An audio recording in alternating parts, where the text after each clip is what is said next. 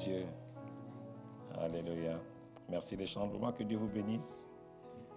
Prions, soutenons les chantres et toutes les personnes qui sont dans le service. Soutenons-les beaucoup dans la présence de Dieu. Vous savez, lorsque les gens servent, quel que soit le niveau où ils servent, en général, ils doivent être portés. Et c'est pour ça que Dieu nous demande de prier pour nos autorités afin de les porter dans leurs tâches, dans leurs responsabilités. Et je vous encourage beaucoup à participer dans ça, à prier beaucoup pour nos autorités. Vous savez qu'aujourd'hui, il y a vraiment des défis par rapport à la situation par laquelle le pays passe. Et souvent, on est plus dans une attitude de jugement. Et on a vu le président un peu en colère cette semaine quand il a dit que la France était un pays où on a 66 millions de procureurs, parce que les gens sont plus dans les attitudes de juge que de porter. Et je pense que quand on voit la difficulté que le gouvernement a à trancher par rapport à la gestion du Covid, on doit vraiment prier pour eux, pour que Dieu leur donne la sagesse et l'intelligence pour prendre des bonnes décisions, parce qu'au milieu de tout ça, il y a des gens qui perdent leur travail, il y a des familles qui rentrent dans la précarité, il y a des gens qui n'ont pas de visibilité de leur vie sur l'année 2021, et c'est des situations difficiles. Et l'Église, Dieu nous a donné le pouvoir de percer sur le plan naturel pour que la bénédiction de Dieu vienne. C'est vraiment une responsabilité. Quand on dit que nous sommes une source de bénédiction pour les familles et pour les nations, c'est aussi ça que ça veut dire, de porter notre nation dans la prière et dans l'intercession pour que Dieu puisse éclairer nos dirigeants dans le bon sens du terme. Amen. Amen. Amen. On est d'accord avec ça. Alléluia. Gloire à Dieu. Dimanche dernier, on a vu un enseignement intéressant sur le texte de Jean 4. C'est un texte, la première fois que j'ai entendu prêcher dessus, c'était un pasteur, je me souviens bien de son nom, le pasteur Bahanak Balogbo. C'était un frère qui était le responsable des Adventistes au Gabon. Et c'est lui qui avait prêché sur ce texte. Et depuis ce temps, j'ai aimé ce texte de Jean 4 que j'ai relu. À chaque fois que je le lis, c'est son nom qui me revient. Ça fait des années, ça fait plus de 25 ans qu'il avait prêché dessus. Et ça m'avait...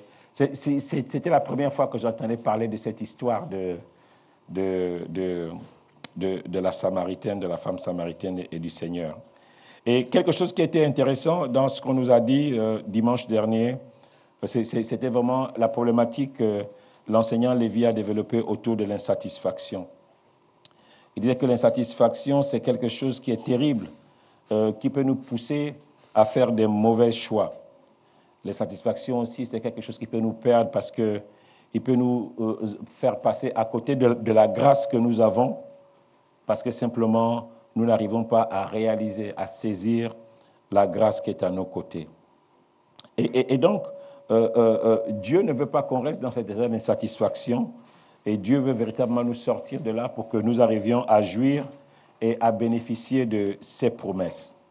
Et c'est pour ça que je disais que j'allais continuer ce message sur... et le thème que j'ai donné à mon message ce soir, cet après-midi, c'est que tes peurs et tes colères n'arrêtent pas tes projets. Amen. Que tes peurs et tes collègues n'arrêtent pas tes projets. Et j'ai pris un merveilleux texte dans le livre de 2 Samuel, au chapitre 6. Je voulais lire les 11 premiers versets. C'est vraiment un texte intéressant et c'est une histoire qui nous montre un peu qui Dieu est finalement et que Dieu nous surprend toujours par la qualité de sa grâce et aussi par la qualité de sa colère. Et je vais lire la parole de Dieu. Alors, ceux qui ont leur Bible, vous pouvez directement prendre la Bible. L'avantage d'avoir la Bible, le texte, c'est que pendant qu'on lit, on peut écrire directement sur sa Bible les notes. Comme je vous dis, la durée de validité d'une Bible à ciel, c'est 1 an. C'est votre cahier de brouillon de l'année. Après, vous la prenez, vous la rangez. La Bible de 2021, elle est rangée. En 2022, vous achetez une autre Bible. C'est la Bible de 2022. Amen. Moi, j'aimerais dans quelques années sortir à mes petits-enfants toutes mes Bibles. Là, je dis en 2021, c'était la Bible 2022. Amen. Et ça va prendre de la valeur. Moi, je pense à un temps où les Bibles vont devenir rares. Amen. où les Bibles vont devenir... J'ai une Bible en langue que mon grand-père m'a offert et c'est bien rangé dans ma bibliothèque. C'est bien là, ça ne bouge pas trop. Alléluia. Gloire à Dieu. Je vais lire le texte. C'est un très beau texte. David rassembla encore toute l'élite d'Israël au nombre de 30 000. Et David, avec tout le peuple qui était auprès de lui, se mit en marche depuis Baélé, Juda, pour faire monter de là l'arche de Dieu, devant laquelle est invoqué le nom de l'Éternel des armées, et qui réside entre les chérubins au-dessus de l'arche. Ils mirent sur un char neuf l'arche de Dieu et l'emportèrent de la maison d'Abinadab sur la colline. Uza et Ashjo, fils de Abinadab, conduisaient le char neuf. Ils l'emportèrent donc de la maison d'Abinadab sur la colline. Uza marchait à côté de l'arche de Dieu et Ashjo allait devant l'arche. David et toute la maison d'Israël jouaient devant l'Éternel de toutes sortes d'instruments, de bois, de cyprès, des harpes, des luths, des tambourins, des sistres et des cymbales. Lorsqu'ils furent arrivés à l'ère de Nakon, Uza étendit la main vers l'arche de Dieu et la saisit parce que les bœufs la faisaient pencher. La colère de l'Éternel s'enflamma contre Uza et Dieu le frappa sur place à cause de sa faute. Uza mourut là, près de l'arche de Dieu. David fut irrité de ce que l'Éternel avait frappé Uza d'un tel châtiment, et ce lieu a été appelé jusqu'à ce jour Péret Uza. David eut peur de l'Éternel en ce jour-là, et il dit, « Comment l'arche de Dieu entrerait-elle chez moi ?» Il ne voulut pas retirer l'arche de l'Éternel chez lui, dans la cité de David. Et il la fit conduire dans la maison d'Obed-Édom de Gath. L'arche de l'Éternel resta 3 mois dans la maison d'Obed-Édom de Gath. Et l'Éternel bénit Obed-Édom et toute sa maison. Un texte extraordinaire, un texte vraiment qui a à la fois une portée historique et une portée spirituelle, parce qu'elle nous révèle qui Dieu est. Au moment où David prend cette décision, ça fait à peu près 20 ans et 7 mois que l'arche de Dieu est sortie du camp des Philistins. Vous savez que l'arche de Dieu, c'est cette arche, je relis un peu les commentaires, on dit que c'était un coffre, je vais vous donner un nouveau mot, un coffre oblong. Oblong, ça veut dire que c'était un coffre qui était plus long que large. Et sur ce coffre, il y avait des chérubins aux ailes déployées, et à l'intérieur de ce coffre, il y avait les tables de la loi qui contenaient les 10 commandements, et plus tard, les enfants d'Israël avaient rajouté dans ce coffre la manne qui était dans un vase et le bâton de Moïse, le bâton qui avait fleuri. Et cette arche de Dieu va être symbolisée par le peuple de Dieu comme étant l'arche de l'alliance, parce qu'il contenait les éléments de l'alliance entre Dieu et son peuple, entre Dieu et les hommes. Et donc cette arche, à l'époque, Israël qui était continuellement en guerre contre les Philistins s'étaient emparés de l'arche. Parce que c'était un défi pour eux. Ils se sont dit, si Israël est souvent si fort, c'est parce que dans cette arche, il y a quelque chose qui fait leur force. Alors, si nous pouvons nous emparer de cette arche, eh bien, nous serons aussi forts qu'eux. où nous allons finalement être les dépositaires de la puissance de Dieu au travers de l'arche. Et là, je vais vous lire un peu ce qui s'est passé à cette époque-là. Et ça, je n'ai pas projeté, c'est 1 Samuel 5, je vais lire pour vous. 1 Samuel 5, au verset 1. Les Philistins prirent l'arche de l'Éternel de Dieu et la transportèrent d'Eben-Ezer à Asdod. Après s'être emparés de l'arche de Dieu, les Philistins la firent entrer dans la maison de Dagon et la placèrent à côté de Dagon. Dagon, c'était leur dieu. Le lendemain, les Asdoniens, qui s'étaient levés de bon matin, trouvèrent Dagon et tendu la face contre terre devant l'arche de l'Éternel. Ils prirent Dagon et le remirent à sa place. Le lendemain encore, s'étant levés de bon matin, ils trouvèrent Dagon étendu la face contre terre devant l'Éternel, devant l'arche de l'Éternel. La tête de Dagon et ses deux mains étaient abattues sur le seuil et il ne restait que le tronc. Au verset 6, je saute. La main de l'Éternel s'appesantit sur les Asdoniens et il mit la désolation parmi eux et les frappa d'hémorroïdes à Asdon et dans son territoire. Voyant qu'ils en étaient ainsi, les gens d'Asdod dirent: l'arche de Dieu d'Israël ne restera pas chez nous, car il appesantit sa main sur nous et sur Dagon notre Dieu. Et ils firent chercher et assemblèrent auprès de tous les princes et assemblèrent auprès de tous les princes des Philistins. Et ils dirent: que ferons-nous de l'arche de Dieu d'Israël? Les princes répondirent: que l'on transporte l'arche à Gath, l'arche de Dieu d'Israël, et l'on y transporta l'arche de Dieu d'Israël. Mais après qu'elle eut été transportée, la main de l'Éternel fut sur la ville, et il y eut une très grande consternation. Il frappa les gens de la ville, depuis le petit jusqu'au grand, et il y eut une éruption d'hémorroïdes. Après, ils envoyèrent l'arche de Dieu à Écron. Lorsque l'arche de Dieu entra dans Écron, les Écroniens poussèrent des cris en disant: on a transporté chez nous l'arche de Dieu d'Israël pour nous faire mourir, nous et notre peuple. Et ils firent chercher et assemblèrent tous les princes des Philistins. Et ils dirent: renvoyez l'arche du Dieu d'Israël, qu'elle retourne en son lieu et qu'elle ne nous fasse pas mourir, nous et notre peuple. Car il y avait dans toute la ville une terreur mortelle. La main de Dieu s'y appesantissait fortement.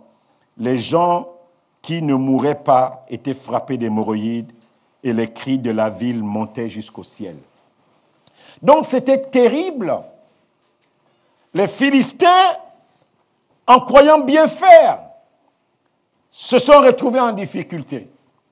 Et l'arche a fait 7 mois en passant de ville en ville dans le camp des Philistins. Et au moment où nous lisons ce texte, l'arche est finalement partie de chez les Philistins pour se retrouver chez les Israélites, dans une ville qui s'appelle Kirjath-Jarim. Et à Kirjath-Jarim, l'arche s'est retrouvée chez un monsieur qui habitait sur la colline, qui s'appelait Abinadab. Et ce qui se passe, c'est que l'arche est déposée chez Abinadab simplement pour qu'on la garde. Parce que tout le monde est dans une espèce de peur. Cette arche est terrible. Elle tue tout sur son passage. Elle effraie tout le monde. Parce que, comme on a vu plus loin, Dieu lui-même demeurait dans cette arche. C'était une façon de parler, parce que Dieu ne peut pas habiter dans quelque chose qui est fait de main d'homme. Mais la présence de Dieu était là, entre les deux chérubins. Et donc l'arche se retrouve là. C'est à ce moment-là que David entre en scène, parce qu'il venait de prendre la royauté. Et l'arche est restée 20 ans dans la maison d'Abinadab, à Kirjath-Jarim. Et David se dit: il est temps pour le peuple de se réconcilier avec Dieu, de ramener l'arche de Dieu dans la maison de Dieu. Et David a construit, a élevé un temple, un tabernacle pour accueillir l'arche de Dieu. David va donc se préparer en dressant une tente qui devait abriter l'arche de Dieu. David avait des projets. Et c'était le projet de vie de David. Pourquoi je dis que c'était un projet important? David a regroupé 30 000 hommes. On ne nous dit pas que c'était des hommes pris simplement au hasard pour faire le nombre. Le verset 1 nous dit que c'était des hommes d'élite. 30 000 hommes d'élite. Ça veut dire que ça vous montre déjà quelle était la puissance d'Israël à l'époque où David est sur le trône. C'est un peu comme si le président Macron décide de faire un culte à Dieu en France pour rétablir Dieu dans notre pays. Et il dit que dans tout le pays, il va prendre 30 000 hommes d'élite. Ça veut dire que des gens qui sont en vue, des gens qui ont un certain pouvoir, et il va décider de les associer dans cette mission qu'il a envie de faire. Et c'est ce qui s'est passé à l'époque de David. David donc choisit 30 000 personnes et il décide de partir de Baalé Juda pour aller vers Kirjat Jarim pour récupérer l'arche de Dieu. Donc il y a donc un aller et il y a un retour. Quelle logistique pour déplacer 30 000 hommes? C'était terrible. Bien aimé, le nombre de personnes qui ont été impliquées dans cette mission montrait quelle était l'importance de cette mission pour David. Ce n'était pas simplement une petite mission qu'on a l'habitude de faire. Pour lui, c'était le projet de sa vie, ou un des projets de sa vie. Parce que cela devait déterminer la stabilité de son règne en tant que roi. La stabilité de sa vie en tant que fils de Dieu, en tant qu'Israélite. Et ils se mettent en marche. Et pendant qu'ils sont en marche, il y a des chants, ça chante, et c'est toute une logistique. L'arche de Dieu est entourée des hommes. On est 30 000 personnes. Et il y a des gens de partout. Ça avance, il y a du mouvement, ça crie, ça adore, ça loue. Et vous savez, dans un tel contexte, lorsque Dieu est présent et que Dieu se manifeste, tout le monde veut être le plus proche de Dieu, de là où Dieu se manifeste. Et là, un événement va se passer à l'ère de Nacon. C'était un endroit certainement accidentel. Et pendant qu'ils sont en train d'avancer, la Bible nous révèle que le char sur lequel était posée l'arche de Dieu s'est mis à tanguer. Et là, en tanguant, il donnait le sentiment qu'il allait tomber. Et Uza, qui était à côté de l'arche, il va tendre la main pour essayer d'empêcher que l'arche tombe. Il va donc, pendant qu'il traversait l'ère de Nacon, il va garder sa main sur l'arche pour essayer de la stabiliser. La Bible déclare que l'acte qu'il a posé a amené la colère de Dieu, au point que Dieu a foudroyé Uza sur place et Uza est mort. Et c'est là que l'histoire que je veux ma prédication commence un peu. Uza meurt et il y a quelque chose qui va se passer. Je rappelle que le thème de mon message, c'est que tes peurs et que tes colères n'arrêtent pas tes projets. Après cet acte, le peuple est dans la confusion totale. C'est un peu comme si, comme je disais, le président qui fait ce culte, et pendant qu'il est en train de faire son culte, un de ses proches, qui est le MC de la cérémonie, meurt pendant que la cérémonie a lieu. Et il meurt parce que tout le monde a la conviction qu'il a posé un acte qui a attiré la colère de Dieu. Et c'est cet acte qui a amené sa mort. Tout ce que nous savons, c'est que la mort de Uza est liée à quelque chose que Dieu n'a pas apprécié, puisque la Bible nous dit que Dieu était en colère. Et ce n'est pas ça qui nous intéresse. Nous savons que Dieu était en colère. Ça veut dire que l'acte qu'Uza a posé, c'était un acte qui a attiré la colère de Dieu. Mais nous, ce qui nous intéresse ce soir, c'est ce que la mort de Isa va provoquer dans la vie de David. Et je vais prendre quelques points. La première chose que ça va créer dans le cœur et dans le vécu de David, c'est la colère. La Bible nous dit que David fut très en colère. Quand on dit irrité, il fut très en colère de ce que Dieu avait fait. Il fut en colère contre Dieu parce que Dieu avait frappé Uza d'un tel châtiment. Cette colère de Dieu, en fait, de David, a suscité un autre sentiment, c'est la peur de l'Éternel. La peur.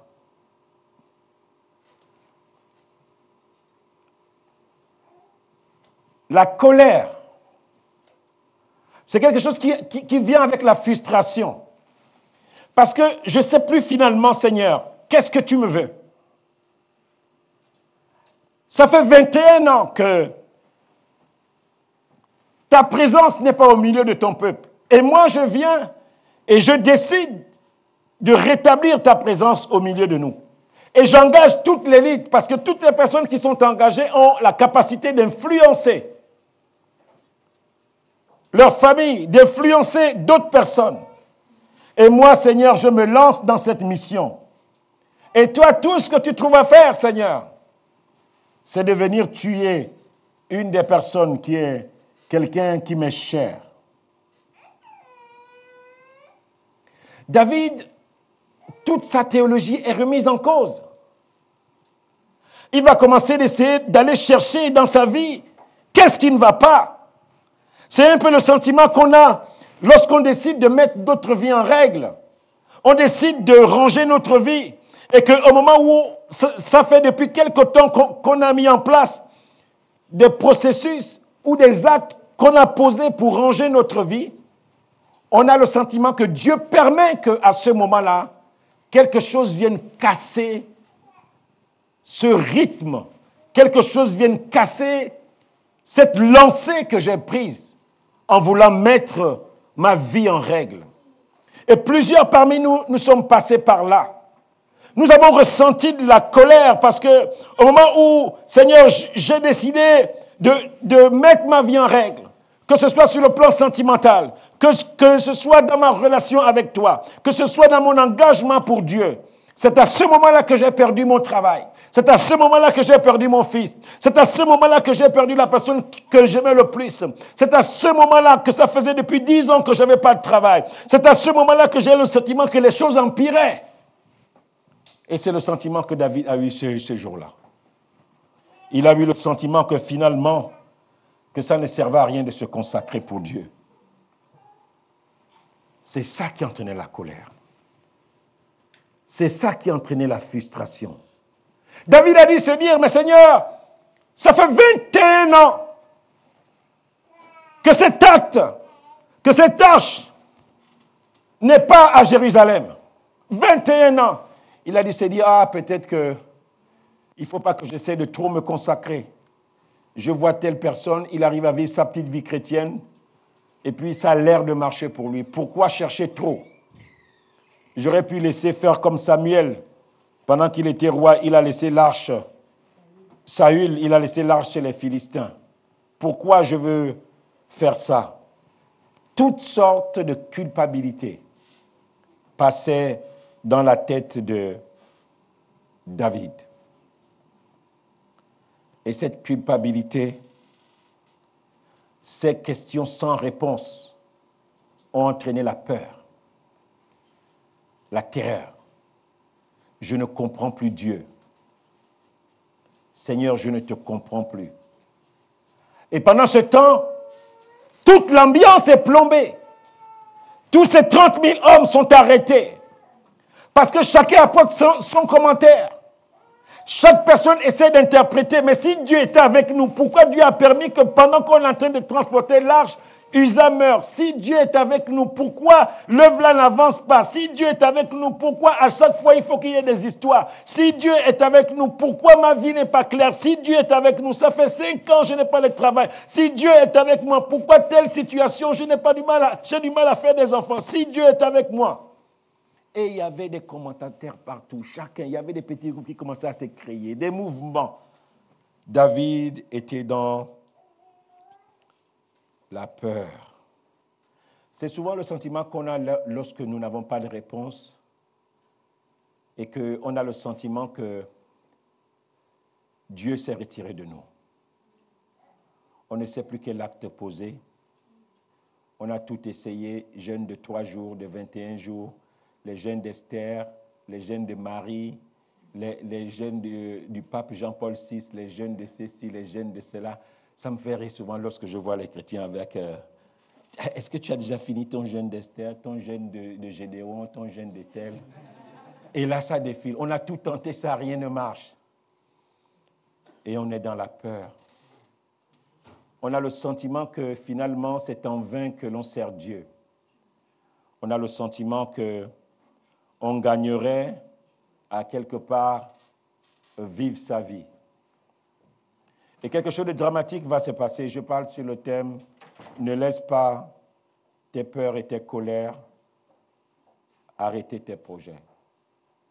Et là, quelque chose de dramatique qui est le résultat de la colère et de la peur va se passer.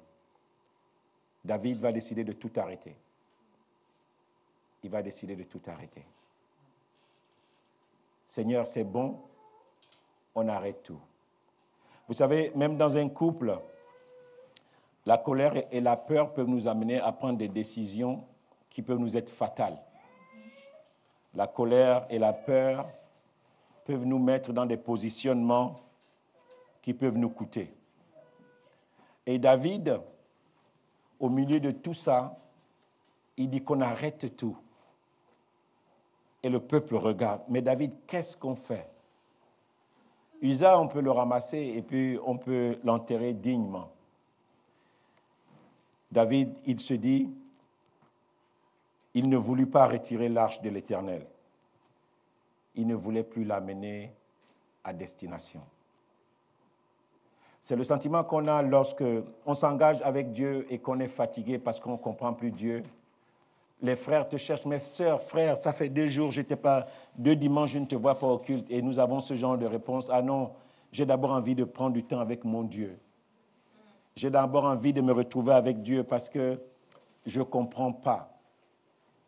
La colère, quelquefois, va nous amener à avoir ce genre de discours. J'ai besoin d'un peu de temps. Bien aimé, le souci, c'est que ce temps que vous prenez, tant qu'on est dans la colère, il ne produit rien. Et c'est souvent quelque chose qui peut nous plomber. Et David a commencé à se dire que, mais l'arche est restée 20 ans à Kirjat Jarim, chez Abinadab. Alors, je vais trouver une parade. Obed-Édom, prends l'arche chez toi. David, en envoyant l'arche chez Obed-Édom, il voulait se donner du répit.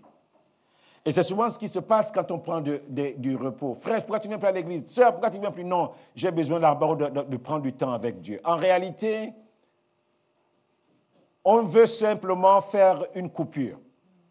On veut dire à Dieu, Seigneur, fais tes choses. Le jour que tu vas te souvenir quand même que je t'aime, montre-moi un signe. Montre-moi que tu t'es souvenu de moi. Et donc, en réalité, dans cette coupure, David avait décidé d'arrêter avec Dieu. David savait que ça faisait 20 ans que l'arche était chez Abinadab. 20 ans, il savait. Et il s'est dit, mon cher arche, je te laisse repartir chez Obed-Édom. Et il s'est donné peut-être encore, il s'est dit, bon, ça va prendre le temps que ça va prendre. Ne laissons pas la colère et la peur arrêter nos projets. Ça va prendre le temps que ça va prendre.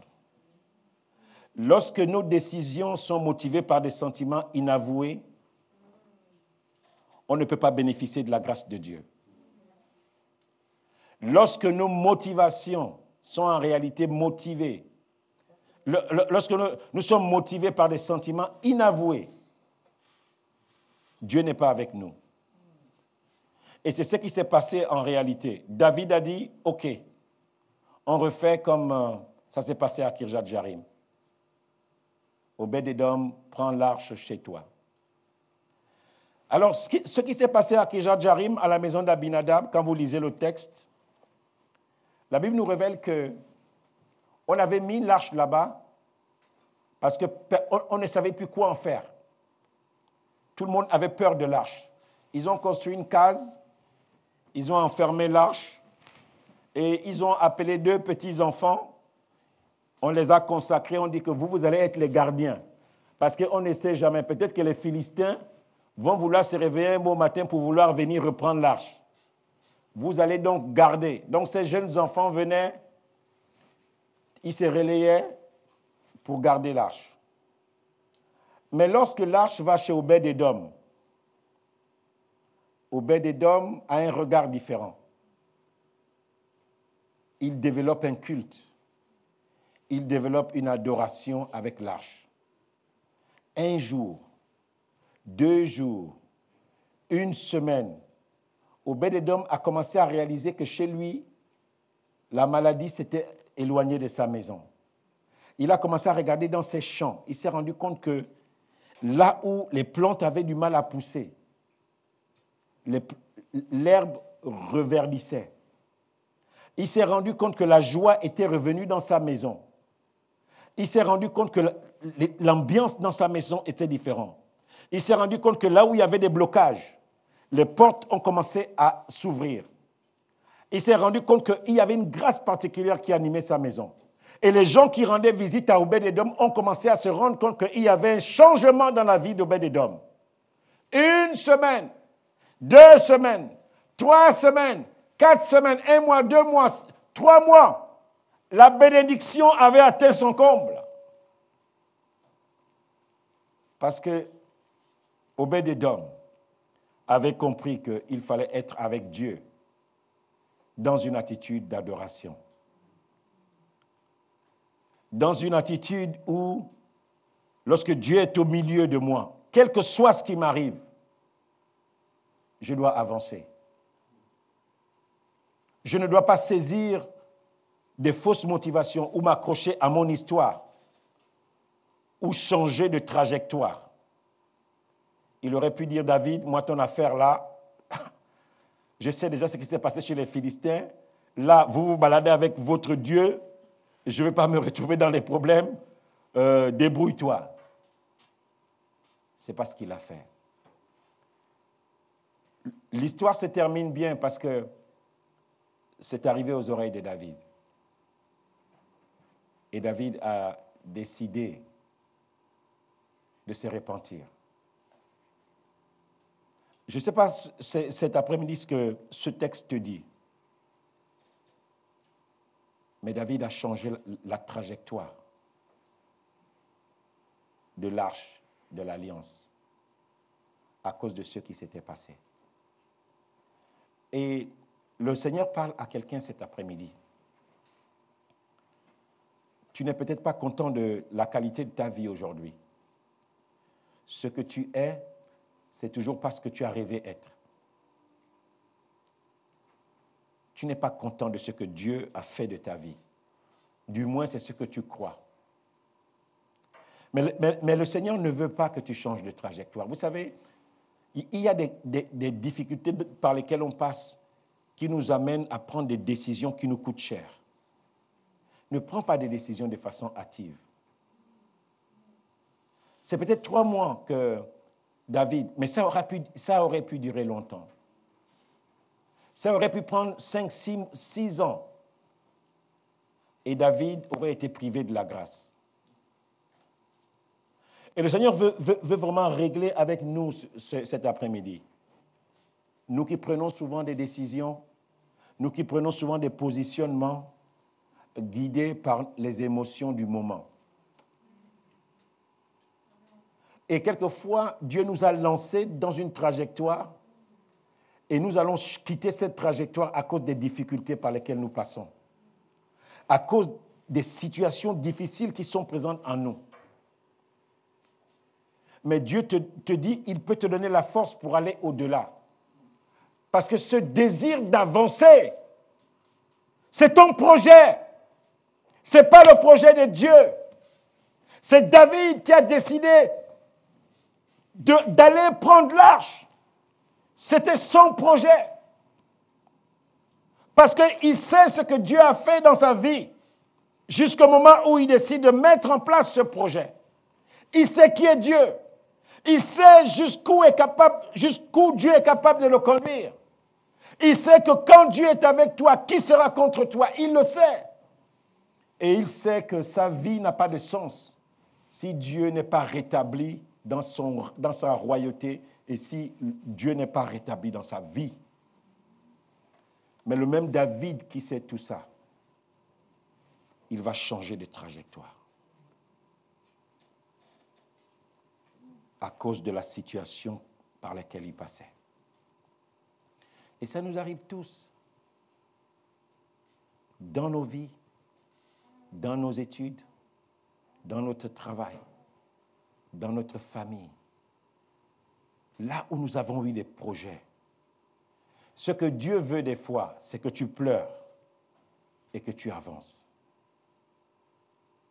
Toutes les fois où nous avons changé de trajectoire, alors que dans le fond, on n'avait pas tout dit, le Seigneur nous interpelle ce soir que ce n'est pas une bénédiction pour nous.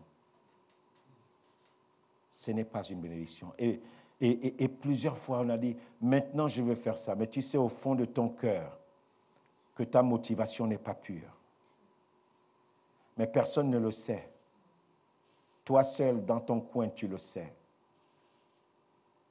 Ça fait 3 ans que tu échoues quelque part et la honte t'a envahi. Le Seigneur te dit bien que vas-y, c'est là-dessus que je t'ai appelé. Et tu vas trouver toutes les explications qu'il faut pour ne pas continuer sur la trajectoire. Parce que tu veux dévier. David a trouvé une parade. La parade, c'était Obed-Édom. Vous savez, la difficulté avec la parade, c'est que pendant qu'on trouve la parade, nous, on n'avance pas. Nous, on n'avance pas. David est reparti sur son trône. Je vais dire quelque chose qui n'est pas peut-être la vérité.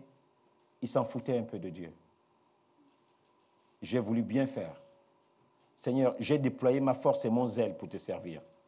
Voilà ce que tu fais. Pendant ce temps, David était toujours resté dans la colère.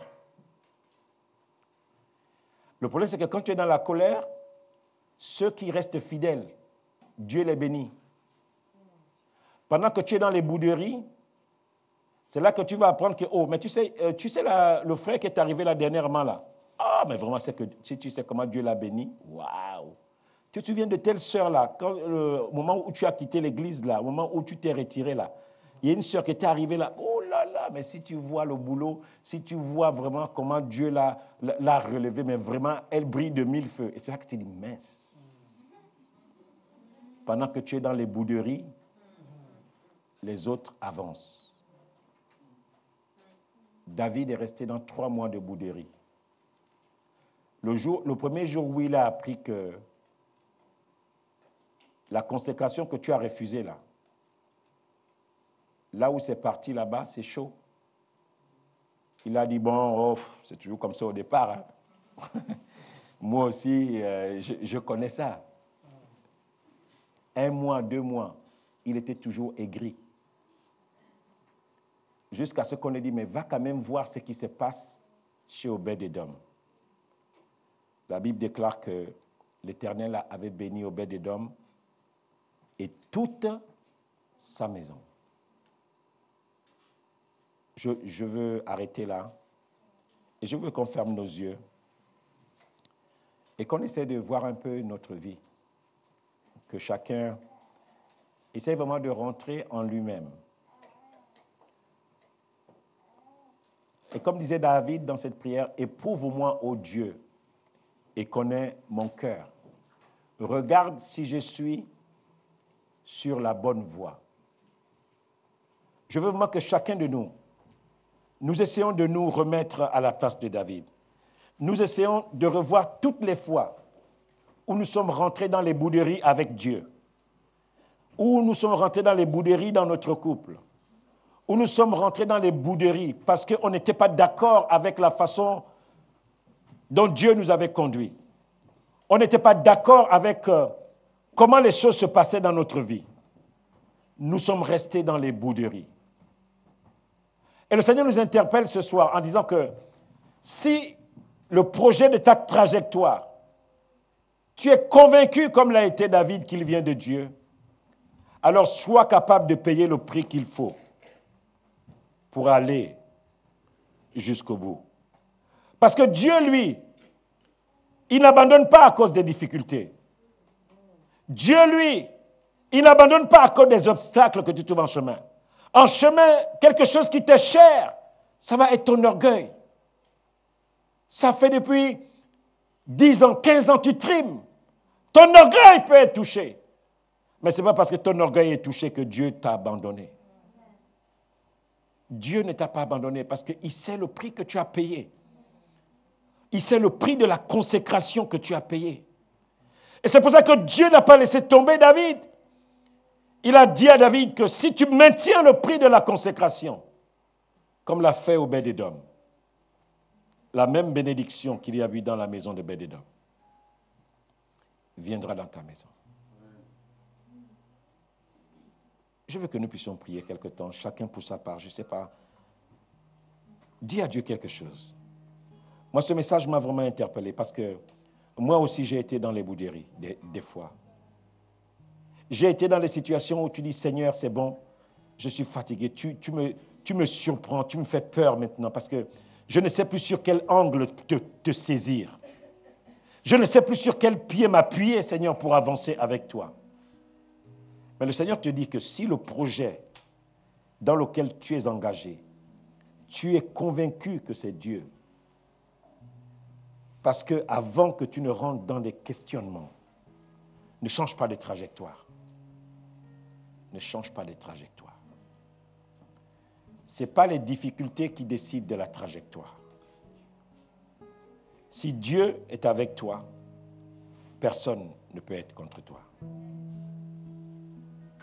Éternel des armées, cet après-midi, je te bénis pour ta parole.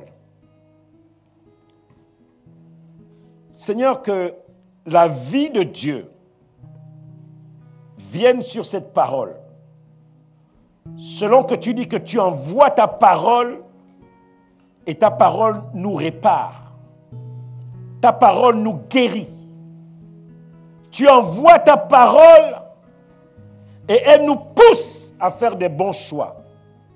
Tu envoies ta parole et elle vient nous réparer. Elle vient mettre chaque chose à sa place. Seigneur, c'est notre prière ce soir que cette histoire, cette parole que tu nous as communiquée cet après-midi, elle vienne réparer toutes les trajectoires que nous avons modifiées. Qu'elle vienne nous remettre sur la trajectoire de notre destinée. Qu'elle vienne nous sortir de nos colères. Sors de ta colère cet après-midi. Sors de tes peurs cet après-midi. Sors de ta colère. Sors de ta colère. Peut-être que personne ne sait que tu es réellement fâché. Mais la colère vient avec la frustration. Tu es frustré. Tu n'es pas content de ta vie aujourd'hui. Tu réfléchis, tu mijotes, tu ne sais plus. Peut-être même que dans le fond, tu t'es arrêté au fond de toi. Mais comme tu ne veux pas faire perdre la face devant les hommes, tu continues d'être visible. Mais dans le fond, tu as décidé de tout laisser tomber. Et tu dis, Seigneur, je te laisse. Fais ce que tu veux.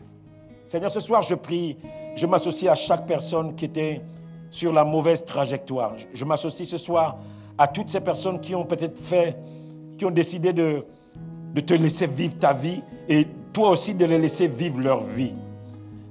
Seigneur, ce soir, j'associe ma prière cet après-midi à toutes ces personnes qui sont fatiguées simplement et qui maintenant te regardent Ils ne mettent plus la foi dans ce qu'ils font.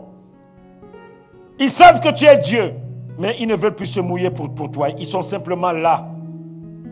Ils sont simplement fatigués. Ils ont décidé simplement de continuer la routine avec toi. Je viens à l'église, j'assiste à mon culte, et puis je sers mon Dieu et je rentre chez moi. Seigneur, je te prie pour toutes ces personnes que tu nous aides ce soir à sortir et à revenir sur notre trajectoire, à revenir sur notre projet. Si le Seigneur dit qu'il te bénira dans les voies sur lesquelles tu t'es engagé, au-delà de tout ce que tu as pu subir, reste dans la voie de Dieu. Que ta colère ne modifie pas ta trajectoire. Que tes peurs ne modifient pas ta trajectoire. Alléluia.